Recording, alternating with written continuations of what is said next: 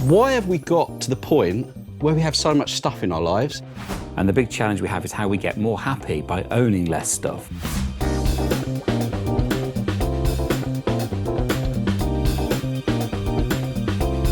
Hi, I'm Peter Goodwin, founder of Co-Create, and I'm delighted to welcome you to The Reset, our podcast that really explores both the businesses and personalities of those driving our sustainable future. And I'm absolutely delighted for the first episode to welcome Mark Shayler, who, if I'm honest, has been a bit of a driving force behind the podcast series. And I've taken a lot of inspiration from the work that you've previously done. So thank you very much for welcoming us to where the magic happens. And it's great to really, I think, share your thoughts to frame what we're trying to achieve here. Let's frame the circular economy. Let's talk about a sustainable future. And I can't think of anyone better to do that than you, Mark. So for those of you who don't know you, and obviously we've had the opportunity to speak and converse at a number of events over the years, but for those who don't know Mark Shayler, can you give us a background into how long you've been doing this, what you do and what you're all about? Oh, I feel like I've been doing it forever, Peter. I'm actually kind of tired of doing it in many ways. 30 years in sustainability. So I'm 52. Yeah. I've been doing this 31 years working in sustainability. Initially looking at the way we design roads and road systems, the way that we move around. I then worked with small businesses in the north of England, and that's a great apprenticeship. If you want to learn stuff, to be driving around Bradford trying to persuade people to let you look at their manufacturing process so you can save them some money, it doesn't get better, right? In at the deep end. I did that for about 6 or 7 years. A lot of stuff on waste minimisation. We ran the biggest green business club in the country. This was back in the mid-90s. Load of plaudits. People like Prince Charles saw it, really liked it. I then went to Asda. I was head of sustainability for Asda. I say head of sustainability. There was just me, right? So I was head of me. Times have changed, Mark. Times have changed. And that's interesting, isn't it? Because you're dead right. I was employed. I was put in the PR team, and that wouldn't happen anymore. I'd have my own team. I did that for as short a time as I could actually cope with. And then I ran my own business for 10 years called Eco3, where we focused on sustainable design and we focused on innovative packaging and innovative product design, and then left there, did a bit of work on sustainable branding. And for the last 10 years, I've been running my own business, Ape, and we're like an innovation and sustainability, I guess I call it a studio, not an agency, we're a studio. We work with really big companies to help them think like small ones, really small ones to help them think like big ones. So a lot of work we do isn't on green stuff, about half I would say, and the other half is on how we do things better and how we do better things, how we change business so that sustainability sits at its heart rather than on the edge. Because the word eco comes from the Greek word oikos, which means home. It means the person, it means home.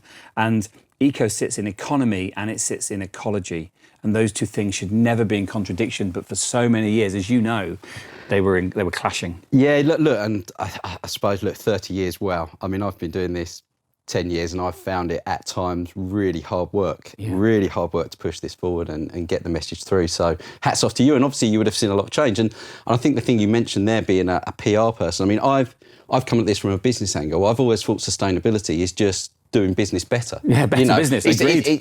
That's what it's about. And therefore it's always fascinated me that the sustainability or the sort of representative always sat as almost a risk manager for a business as opposed to being core. And actually what we've got to do is get that core ethos there into the core business. So I get that. I also noticed you use the word systems, which in your first sentence, in fact, and I think everything is about systems, isn't it? And, totally. And design doesn't have to be, for me, just about products. It's about systems as well. So I'm sure that's something we will touch on. But listen, I took a lot of inspiration from listening to your podcasts, and I would recommend that everyone does do that, and we can talk about how they do that when we finish up. But the series for me, one of the themes I wanted to explore in kind of getting an understanding of where we're at this moment in time was the concept of stuff. And I love the way you talk about the concept of stuff. And this is something that has really been close to me. And since I listened to your podcast, I've sort of really started thinking about this. And the concept is that, do we need so much stuff? And if we do have stuff, we want good stuff. Yeah. So why have we got to the point where we have so much stuff in our lives when did this start? And I know humans like to point the finger at blaming other people rather than pointing the fingers at themselves, but where did it start? When did we start going down this path that kind of seems to have snowballed to the point where we do have too much stuff? Well, it's true. And it's the whole economy that sits behind the escalation of ownership of stuff, starts in the post-war period. To get ourselves on an strong economic footing, we went into this post-war manufacturing period where we made more and more things, and we encouraged people to buy them, and we enabled them to buy them through credit and through different ways of ownership in order to create jobs to pull ourselves out of a really deep depression. Now, arguably, we're still on that post-war footing. Arguably, we're still on that cycle of consume. But it's more complex than that. So there was an economic imperative. The key thing is the kind of social or self-worth imperative that shone during the 80s. So you were only as important as the amount of things that you owned. Yeah. And it's that kind of yuppie, there is no such thing as community. We're all individuals. Judge me on what I own, not what I do. That led to a huge, and also we began to see offshoring of manufacture. So the cost of stuff fell significantly because we weren't paying the true cost of labour, and we weren't paying the true cost of the environmental impact of the things. We'd exported all of that. So things became cheaper and therefore in our heads more disposable. So demanding the new, that became significantly more widespread. And we began to conflate who we are with what we own. And that's a dangerous, slippy slope to be on. Then you add a third tier, technological evolution, and it's impossible to keep up with the advancement in technology. That's Moore's law for you. So the stuff that you had yesterday, the phone that you had yesterday, won't work tomorrow. And it won't work tomorrow, not necessarily because it's obsolete from a technological point of view, although it can be. It's obsolete from an emotional point of view. Emotional durability is super important. And we're encouraged to fall out of love with the device that we would have, we queued up for because the new one's out. So that combination of emotional and technological durability is what's driven this explosion of stuff. And you've only got to see the stats. I can't remember the figures. It's like a trebling of demand for the big yellow box businesses. Storage, everyone's storage. You've got so much stuff you don't want to get rid of. So you stick it in a warehouse somewhere and then never go back to it. And we've all got, I've got 52 pairs of shoes, Peter. I've only got 2 feet. Yeah. Right? I could wear a pair of shoes every single week and only wear them once a year. Yeah. That's wrong, right? And I'm dealing with that. Yeah. I'm working on that. Well, I think everyone's got to the point where everyone probably listening to this is it may not be shoes, but everyone, I would question anyone watching this now to say, I haven't got too much stuff, whether it's stuck in their loft, stuck in storage, questioning how they got it and why they got it, and whether it's shoes. I don't think anyone's really blameless at this moment in time, and that's part of the problem. True. It's so immersed in culture now. Yeah. That we've got to unpick that and how we do it. So yeah. It's all of us. It's absolutely all of us. And we've so for me, the shoe thing was like part of being a big onstage presenter. Now this has changed recently with COVID, being a big onstage presenter. How do you get people to take your ideas on board? How do you get them to remember you? Well, your quality of your ideas is one thing. Yeah. But I wanted a hook. And the hook was always some kind of really weird George Cox, apron-fronted, Dr. Martens sold monk shoes, right? That's quite specialist. Yeah. But from the 1980s. So, So I've got a massive collection of those. And people would go, oh, yeah, the guy with the shoes. Yeah. So you become the guy with the shoes until you become the shoes, until you've kind of forgotten who you are. And so this whole shift towards Mary Kondo, Dave Bruno's, is it 50 Things or 100 Things? That book's brilliant, where you try and bring everything you own down to 100 things or 50 things, I forget. That movement and tiny house movement, this is beginning to fight against the escalation of ownership and begin to focus us on who we are. And I did a TV show. It was just a pilot. And it was a lovely show. It was looking at people who've got so much stuff they can't move. And this one family, we filmed, it didn't get commissioned sadly, but this one family, they had so much stuff in their lounge, which is where they ate as well, that they couldn't eat until they'd moved everything out of the way. And then once they'd eaten, they couldn't do anything else in the lounge until they'd moved the eating stuff out of the way. And I reckon about 3 hours a day was spent moving things around. Now, they were unhappy. Yeah. I was unhappy, and I'm just filming it. But the conversation was brilliant because the conversation was one not around the joy that the stuff brought. It was around who the person was. Yeah. And it was the female partner in this relationship who kind of had lost touch with who she was. Yeah. So was buying her self-worth. Yeah. That's the challenge. Yeah, and you mentioned the word there, happiness. So you mentioned the family weren't happy, you weren't happy. And I think arguably, probably there's a bit of that in absolutely everyone who's got stuff. So why did we get to the point where we were unhappy? And, and are people unhappy? And are we now moving to the point where people are realising that they're unhappy? Yeah. And actually, we're now saying, well, what are we going to do with this? Because obviously, what's happened and what's risen up concurrently to this is the world's, environmental problems and waste being an absolute issue within that. The amount of stuff that we are producing that's making us unhappy is also having a massive negative impact on the world. So, is it happiness is obviously, I think I see a lot of this being driven by ego. We're buying things we don't need to be perceived to be someone who we're not, with people who don't really care about us.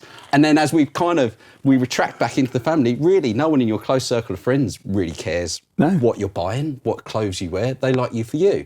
So, are people's egos to blame? And can we stop people? And if people aren't getting that value, they've got to look more in their well-being. How do they make that shift from material well-being to their own well-being, which would just stop them buying all this stuff? Yeah, and you're absolutely right. I agree with everything that you've just said.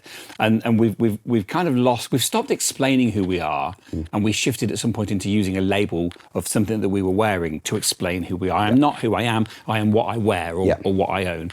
And part of that was the designer movement. Everything's designed. The designer movement of the 1980s, the Filofax movement, the mobile phone movement of the late 1980s. And it's a form of laziness because we've stopped explaining our ideas and started projecting who we are by what we own. I'm a kind of Apple guy or I'm a Samsung guy. And it's shorthand, right? It's shorthand for who we are. It's understandable. It is lazy and we're all guilty. Like, hands up, totally guilty. And we do it, even though we do it with handmade, beautifully sourced jeans made in Wales by lovely people, that's still me projecting my values, right, by what I own. Now, that is ego, right? There's a massive portion of us that is egotistical and that wants people to like us and wants to use shorthand as a way of what we own as shorthand for communicating who we are and why we care so much. It's the same thing as those that want to use faster fashion, maybe a bit blingier. There is no difference, Peter, but we think we're better than the others because our stuff lasts slightly longer. Yeah. And there's an element of elitism in there as well. Yeah. All of this is papering over a crisis in confidence and well-being that's a very deep conversation that we can have another time. But that sits at the heart of a significant amount of consumption. Yeah. And it's a form of addiction. Yeah. Buying stuff is as addictive as any other drug. And that part of us, the lover, the addict part of us, has been allowed to grow and grow unchecked. Well, who doesn't like receiving a parcel at the door to open? So who doesn't like ordering something? Who doesn't like that reward feeling of, oh, I've got that? So, And so part of it is our own internal well-being, but also we've also been kind of geared up as a consumer in terms of the businesses that are putting these products on the market. We're almost geared up and almost trained from a young age to want to buy things we don't need. That's advertising, isn't it? That's a great That's advertising. phrase. That's what they do. That is advertising. And when we go back to this post-war economic footing that we were on, it was to do with growth through consumption, and we're still there. Yeah. And it is advertising, and you like your phone or your jeans or your bike less because there's a new version. Now, that emotional durability, that emotional obsolescence has been built in from the beginning. Yeah. If you look at the product cycles, you already know, as a head of innovation in one of the big tech or fashion companies, you already know when the products you're selling, when your customers will begin to fall out of love with them because it's been pre-programmed in. So if you're pre-programming in warranty +1 or version +1 for that period, that goes everything about designing for circularity, because designing for circularity is to keep things in use in perpetuity. But, I always come back, and we had this conversation, I kind of am gradually getting to the point where I'm calling myself a designer now, because I'm realising designing products, they go together as one. It's about the You've always been a designer. But ultimately, it's at the part of the root of the circular economy. If the design process is to design them to be obsolete, but the design for circularity is they're not obsolete, and then the two are polar opposites, aren't they? And how do we solve that? And because reality is that in a business interest? Is it in Apple's interest to bring out one phone that will last someone for 50 years? Okay, you've got technological advancements, but there's other parts of their model that they tweak to want you to replace, And if that is the model, should they not be a bit more responsible with the stuff that they need to get back, that they've already put on the market, that they've designed to be obsolete? And you've hit the nail on the head. So it's that contradiction, that conflict between stuff that lasts forever and how you create an economy. That's really difficult right now. The big challenge we have is how we make more money by selling less stuff. Yeah. And the big challenge we have is how we get more happy by owning less stuff. Yeah. They're the two big things that I see. Look, and I'm not going to romanticize poverty, right? There's a certain amount of stuff that you need to live, and that bar is important to be above. I understand how difficult things are for people, but once you get above a certain amount of wealth and ownership, then there's a limit to how happy new stuff can make you, right? So how do we make more money by selling less stuff? A lot of my work on circular economy now is on business models, because I can afford my £230 pairs of jeans made in Wales or Brighton, or there's a great company in Holland as well. I can afford those. But if you've not got £230, you've then got to buy cheaper jeans. And if you go online, you can buy a pair of 501s for maybe 55, 60 quid. But if you've not got 55 or 60 quid, and some people haven't, you've got to go to one of the catalogues, as my nan would call them, club books. Yeah. It's not a club nan. She'd go to one of the club books, and Levi 501s are not 55 or 60 quid in a club book. They're £99. And you can't afford 50, so you can't afford 99. So you tick the box that says pay weekly. Yeah. And weekly can be spelt two ways, right? So you tick the pay weekly box, and the interest rate charged is 29.9%, which isn't ridiculous compared to other stores and other outlets, but it is a lot of money. So over 4 years, which is that interest free, that's 29% is over, I will have paid as much for my £99 pair of jeans as I will have done for my handmade, guaranteed for life pair of jeans made in Wales or Brighton or Holland, and or Sweden, actually. And so if we can change the business model, we can democratize good products for everybody. The challenge to that is, who wants to own a pair of jeans for life? Fashions change, cuts change, and you want to keep up with them. Yeah. But fundamentally, Peter, and you nudged this earlier, away has gone away. There is nowhere to put this stuff. It has to be circular. Yeah. The impact of cotton, for example, is massive. It's a huge environmental impact from a water point of view. And they're finding polyester fibres in deep ocean trenches that won't break down. They're also finding cotton fibres there from 20, 30 years ago. It's not as bad as polyester because it doesn't last as long, but it's lasting a lot longer than it should. Yeah. So away has gone away. The stuff that we're recycling isn't always going to recycling, isn't always going anywhere that it should. And our desire for difference and cool and to project ourselves shows no sign of abating. But it does, because there is this movement to doing more with less. Yeah. And that's what we need to be exploiting.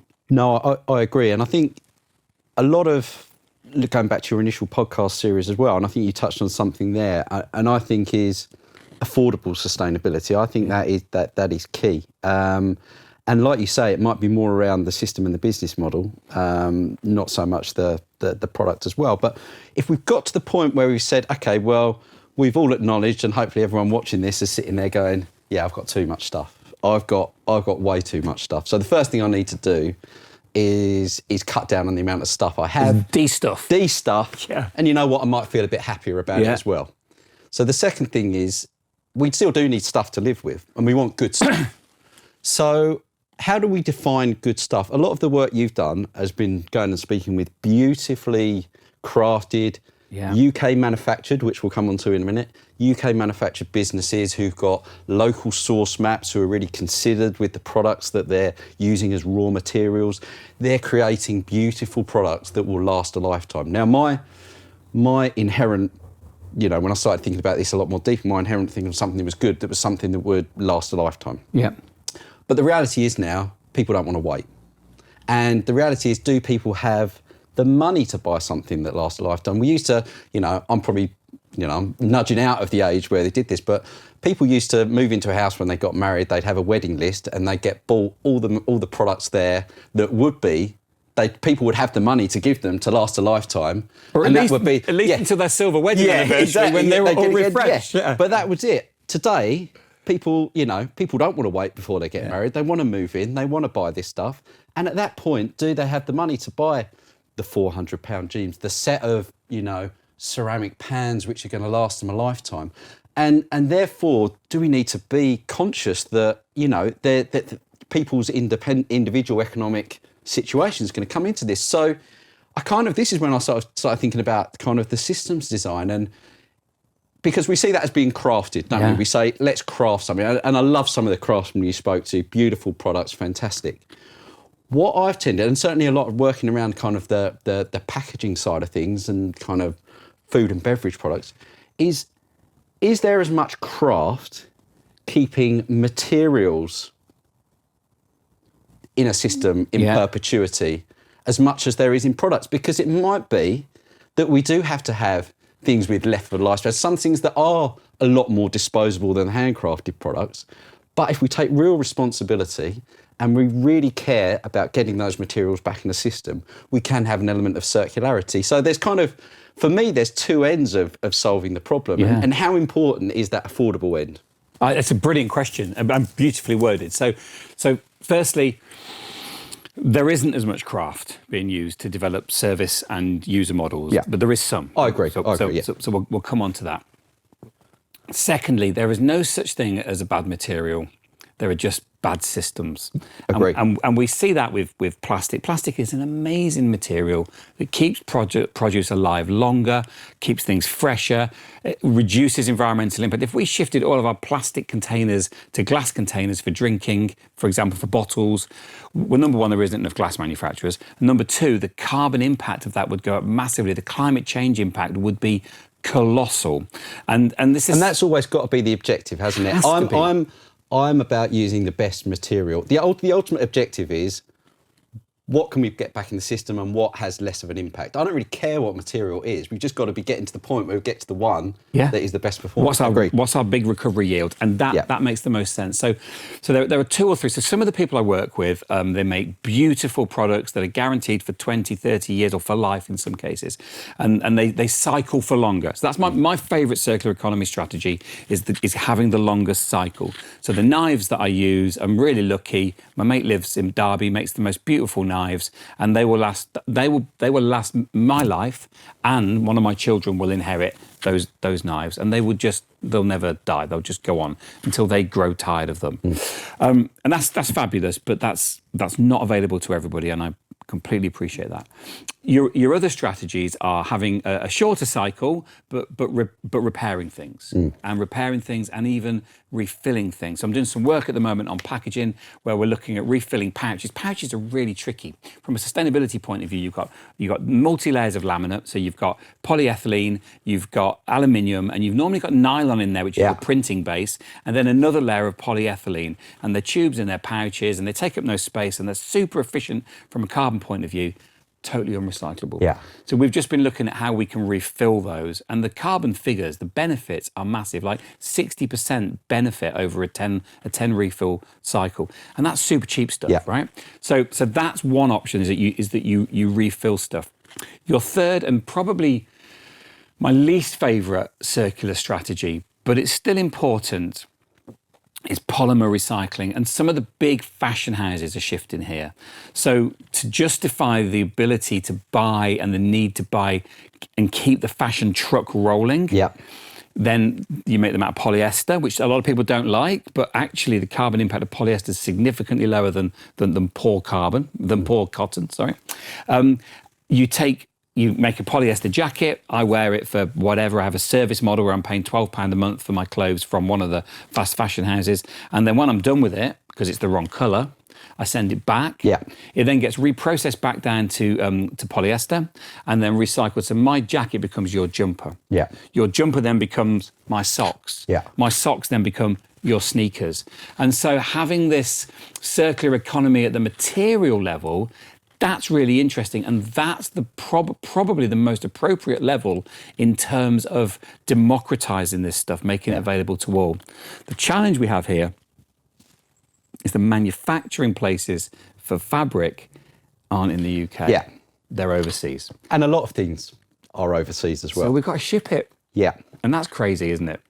Well, it is. It absolutely is. And I think I'll come on to UK manufacturing, because that's the next point I wanted to kind of finish up with and discuss the opportunities for UK manufacturing. But I agree. I mean, a lot of the work that historically we've done around circular economy has been based around recycling. I think in the last 10 years we've had kind of incineration and landfill here, and everyone's trying to get to recycling. I think now we need to enter a new phase where recycling is seen as being ultimately the lowest outcome.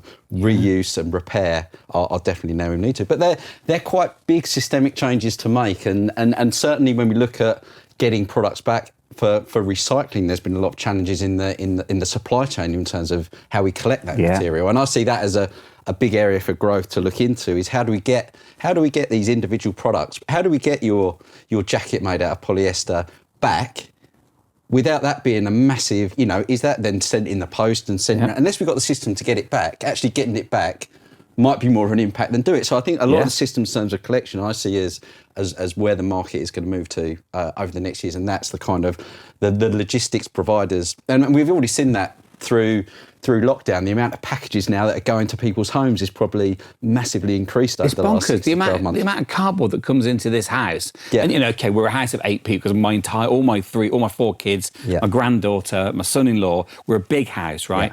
But we're at that door accepting packages nearly every single And someone's day. delivering those, and they're not all necessarily coming on the same van on the same day. So we can do better. I agree. But we almost need to collaborate, but with those competitors. And competitive collaboration is something that I try to do to varying successes. But when you get it right, actually competitive collaboration is brilliant, and it solves everyone's. You lose the business ego, then you get the solution. So going back to what your business is called, I do a lot of co-creation where I get people to work together in a workshop to come up with a new product collectively, and the ego sometimes gets in the way of that. Co-creation in terms of business models and service development, that's the nirvana. That's where we need to go. Where there is just a I'm going to call it a milk round, even though we don't drink milk. There's a milk round of deliveries, and it doesn't matter who I've bought from. It doesn't matter whether it's DPD, whether it's DHL. It doesn't matter if it's the Royal Mail. Everybody's on that same float, that same system. That's really interesting. So service design, so business model design and service design are where I spend most of my time. And we've done some really interesting work. We've looked at lighting systems for industrial units, where we've increased by developing a product that lasts longer and developing a product that the retailer will buy back at a certain price. It's not lease, it's close to lease. We increased sales by 8,000%. So we've not derailed the economy, and we've kept the aluminium and the LED systems going longer, and we've made everybody happy, and people's warehouses are lit in a better and more sustainable way. Because every single product we use has an environmental shadow. And that shadow has grown as we've exported manufacture. Yeah. And we've pushed manufacture elsewhere to where energy is maybe less clean, where environmental regulations are maybe less well adhered to. And then we've shipped everything back in again. And we've, lo and behold, Britain has reduced its carbon footprint. Yeah, but they haven't. And that's our footprint that we've offset. Yeah, no, exactly. So one thing I kind of, there's 101 subjects we could carry on talking about, but one thing I'd like to kind of finish up on before I get your views on the future, which could be a challenging question, is kind of the role of UK manufacturing, because what I've certainly learned over the last 2-3 years is a greater desire for more localization. You know, it's been found out that we have been shifting all our downstream problems, all our waste problems to other countries. And I think now the general public is well aware of that. And in reality, it's not good enough. We need to look at solving our problems locally and then using that material locally to make things locally. Now, part of that depends on a UK manufacturing base. I've looked, you know, as well as doing systems, we're now looking into product design and product and system kind of in harmony. And the reality is when you go and start looking at products, it's hard to get everything made in the UK because we've shipped it all out. I was fascinated about your podcast on the Northampton Training Company, where they had a source map of 15 miles for their whole products, yet they still couldn't get certain bits, had to be imported. So as much as people are trying, and we're trying to get everything made in the UK, it's bloody difficult to do so. And so therefore we are going to have to accept that. But obviously we're now in we've got to a post-Brexit era. We're now in a post-Brexit era. We need to look a lot more locally about these problems. Where do you see the opportunity for UK manufacturing? And linking it back to our previous conversation, does the consumer see UK manufacturing as part of their well-being? Are they comforted when they buy locally made products? Does that appeal? And therefore, is there a hand in hand to get some well-being from the customer that they know that it's been made locally, we're dealing with our problems, and support UK manufacturing in the same time? Can we solve both of those? Yeah. And I'm probably talking about something that you're probably going to go, Peter, ridiculous. It's never going to come back. No. And if not, or how do we get it back? Because I see a real passion now for people wanting to get quality products made wholly in the UK. I see a consumer desire for that. How do we capitalise on that? So it's a brilliant question, and this, you know, it's very difficult to talk about British manufacturing without sounding like a Brexiteer, which genuinely I am not. However, I do believe in British manufacturing. My parents grew up in Coventry. All of my grandparents, my nan was one of 11. All of the brothers and all of the sisters either worked in the car manufacturing industry in Coventry or in the industries supporting the car manufacturing industry. And when that industry collapsed, people lost their jobs. When manufacturing in Leicester collapsed, people lost their jobs. And we offshored that manufacture, and it's terribly sad that people lost their jobs. However, the same people were delighted to get super cheap goods. And to reverse that, right, number one, have we still got the skills? In some sectors we haven't. We're going to have to relearn them from Sri Lanka, from Turkey, and from China. That's really weird to think about that. Secondly, things are not going to be as cheap.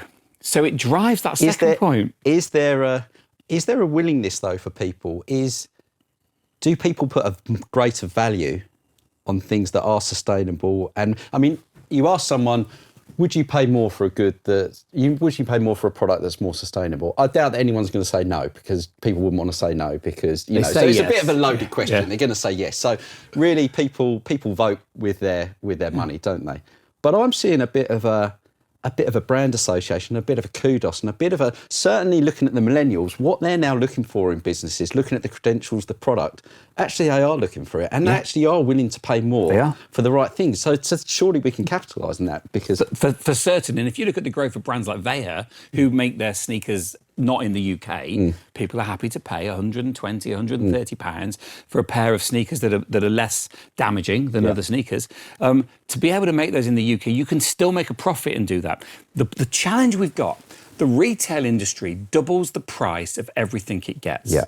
So if not more. If you make a pair of jeans for £50, which is about the cost, £55. It's about what it costs to make a good pair of jeans. That's with Japanese denim, shipped to the UK, made here, 55 to £60.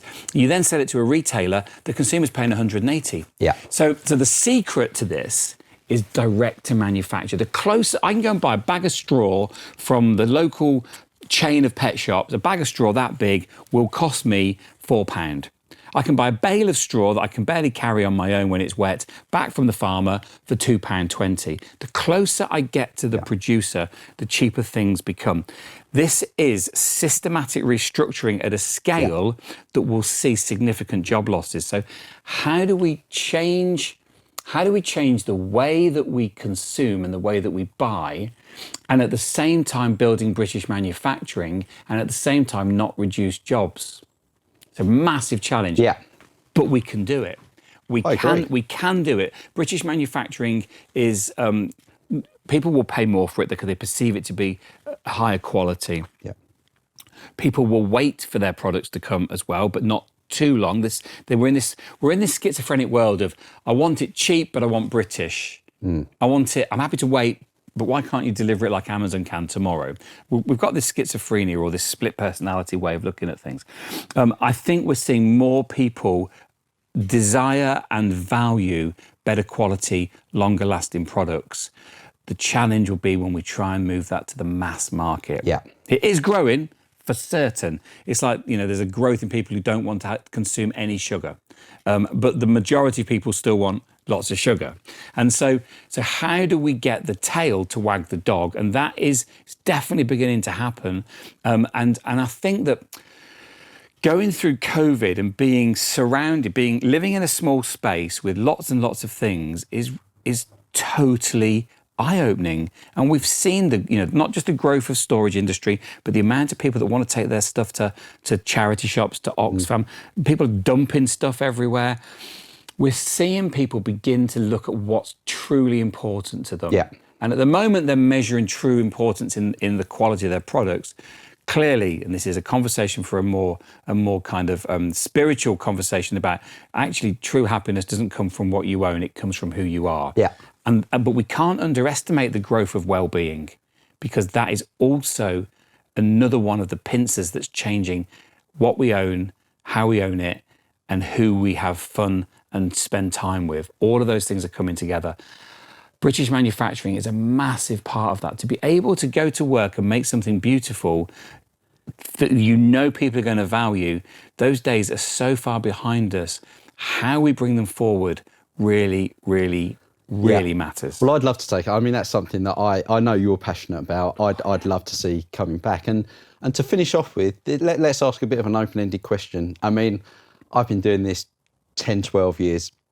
You've been doing this, 30 plus years. We started off the conversation by saying the sustainability person, and I've seen this even 10 years ago, the sustainability person in an organisation was a risk manager. They were there if any awkward questions were asked.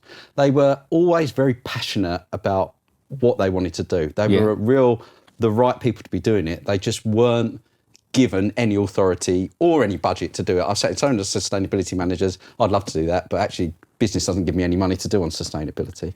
Flip that side though, is that we've seen this great growth of the circular economy. And reality is the circular economy is nothing new. The circular economy has been practiced forever. The circular economy is about being more resource efficient, selling more and using less. I mean, again, it's nothing new. Suddenly the circular economy it might seem like, it's come out of nowhere, but actually it's been around, and the circular economy is just good business. The important part of the two words circular and economy is the word economy. Yeah. If we look at the way that economy does good, if we look at the output of business, it should be skills, satisfaction, products that make people happy, and it should be no impact. Yeah. For a long time, some of those things have been externalised. Yeah. And I remember it so clear. I remember I was working at Bradford Council, doing all those audits of small businesses and talking to the head of waste, and him saying, well, it's all right what you're doing, encouraging recycling, but, currently we recycle 1% of all the waste. At the best we're ever going to hit is we might double that to 2%. Yeah. Look at us now. Yeah. Well, so this is my question. How far have we come? Do we, from the frustrations that we see on a day-to-day basis, actually Are we immersed in the frustration? Actually, we have come a long way. And are we now getting to the point that businesses are thinking, you know what, this isn't a fad, sustainability is real. Actually, we need to integrate into this. And do you think from your conversations that trying to influence, are those big businesses now reacting and saying, okay, well, this approach, we need to now adopt this approach as a core part of our business? So in a word, have we got hope for the future that actually we can keep, because I think we've got great momentum here, and I think the lockdown and everything you said there gives us an opportunity, why we've called the podcast, to reset and say, right, how do we do business in the future? So are you personally hopeful that we can, and I'm not saying we're going to do it in our lifetime, but can we start the ball rolling to start doing things differently? We have to, right? And I have to be an optimist, right? Because I've got 4 kids, 1 granddaughter. I'll end up with shitloads of grandkids, which I know is not sustainable, right? But I have to be an optimist. And to map this through, you're dead right. When I first started, the sustainability role was in PR. That's where I sat. It then shifted into corporate governance, i.e. lobbying government so that we weren't penalised with legislation that was too tough. All the sustainability people were going down, working with the BRC, working with pressure groups to say, we can do some stuff, but don't be nasty to us. Then it became a technical challenge. Can we solve this with materials? And that's fascinating. Then we're beginning to nudge somewhere. And by the way, I was one person at my supermarket working on sustainability. There are now probably 60 people in that business working on sustainability. And then it became something around business planning, and it embeds deeply into the way that we plan our businesses and into product innovation. So yes, I'm absolutely positive. I'm really optimistic about the future. We've begun to normalise sustainability, which is really tough for the sustainability managers because there's now hundreds of people doing it. But that's exactly where we need to go. It needs to be embedded in. And I use sustainability as a key driver in my innovation workshops. If I place it right at the heart of the workshops, then suddenly everything that comes out has to meet the sustainability target. That's the key thing. It doesn't have to be great and then we bolt the sustainability target on. Peter, doing good has become the new cool.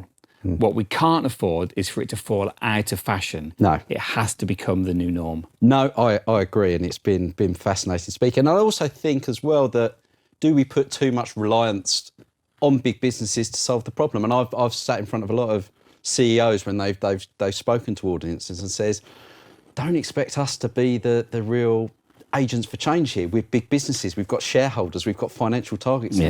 Actually, what we need to do is we need to learn from those smaller businesses who are pioneering this change and actually work out how we can integrate their thoughts into our business, which is why, as part of this series, what I'd like to do is get around and speak to those people, because it's actually the people like you, other people who are trying to pioneer this locally, who are probably more the ones that are going to drive change upwards than the expected change, which I think we all think from change coming downwards. So, well, there's big resistance there, and you've nailed it. Actually, you said it a minute ago. They've got shareholders. A business's legal responsibility is to fund or to pay back its shareholders. That's the only legal responsibility in terms of its governance. It has anti-pollution and it has other legislation that guides it, but that's the core legal responsibility of a corporation, and that's because when we set those rules up for limited companies, the only way we could measure good was in money. We can now measure good in many other ways. And we're going to see those measures drift in. We're going to see CO2, we're going to see governance, we're going to see diversity, all of these things shifting in. Which business should be a purposeful, what's the purpose of a business in the first place? It can't just be to make money. No. It's the way it can't make a loss. You know, if you're making a loss, you're not a business, right? That's a fundamental point. But the work that I've been doing on circular economy business models sees increases in profitability, not decreases in profitability. That's the key thing. Mark, it's been an absolute pleasure. We could carry on for hours, and I'd love to, hopefully as the podcast matures, come back, and I'd really like to touch on the whole wellbeing side of things at some point as well. I think that's very key to it as well. But massive part of what I do now, and I'd love that conversation. And how does anyone learn about Mark Shayler? How does people get involved and listen to your podcast, which I'd absolutely recommend? They've inspired me, so I'm sure they can inspire them. Thank you. No, they've been. That's part of the reason why I'm sitting here. Part of the reason why I wanted to speak to you, because obviously it is, I love the way that you position the stuff argument. For me, it's about looking deeper at ourselves, and not only business-wise, but personally about stuff. That was the thing that really got me thinking. So that's why it's great to spend. So how do people And that's a really important point. You know, looking in the mirror and not seeing what you own, but seeing who you are. That's the nirvana. If you want to find out about me, Instagram, Mark Shayler, Twitter. I think I'm called Green Ape on Twitter because Mark Shayler had gone. My web address is thisisape.co.uk, and my side project, which is called Reasons to be Cheerful, which is a series of free talks, free events you can attend. I think we charged a little bit last year for some, but all that went to charity. We've got books, we've got blogs, we've got videos, we've got podcasts. That's on reasonstobecheerful.co.uk. All up there, all available for free. Fill your boots. Fantastic. Certainly, I'd recommend it. I found inspiration. I'm sure others will. And I've really enjoyed this chat today, Mark. Thanks very much. Loved it. Thank you, Peter. Cheers.